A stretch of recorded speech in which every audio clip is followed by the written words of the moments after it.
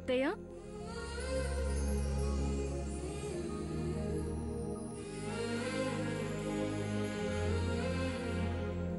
స్రవంతి, బావున్నావా? బాగున్నాను అత్తయ్య.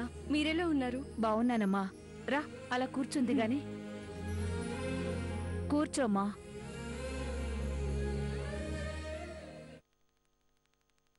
సారీ అత్తయ్య. ఏమైందమ్మా? మాకు నిశ్చితార్థం జరిగి పెళ్లి కాకుండా ఆగిపోయింది.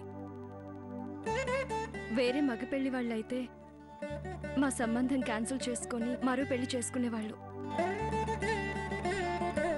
మా జాను పెళ్లి రామ్తో జరగాలని నేను పట్టుబట్టి కూర్చుంటే గొప్ప మనసుతో నన్ను అర్థం చేసుకున్నారు. మిమ్మల్ని ఇబ్బంది పెట్టినందుకు సారీ చెప్తున్నాను.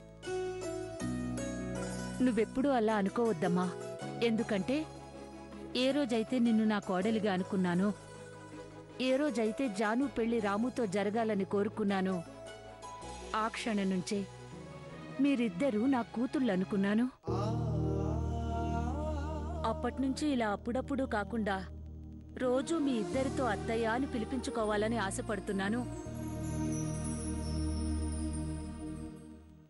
మాకు చిన్నప్పుడే అమ్మ దూరమైంది.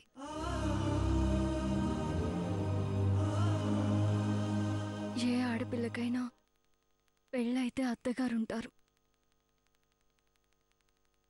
కానీ మాకు మాత్రం అమ్మే ఉంది.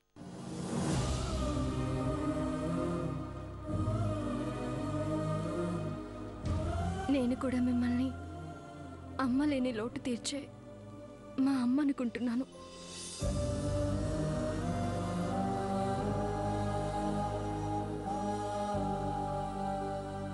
మీకు ఒక శుభవార్త చెప్దామని వచ్చాను.